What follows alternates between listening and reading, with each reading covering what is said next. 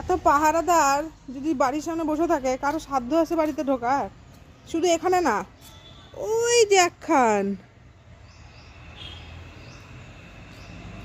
ছোট রাবণ, ওটা হ্যাঁ বাবারে, ওলে বাবা, আমার ছোট রাবণের সাথে কথা বলতে গেলে আমার ছোট রাবণ উল্টে উল্টে যায়।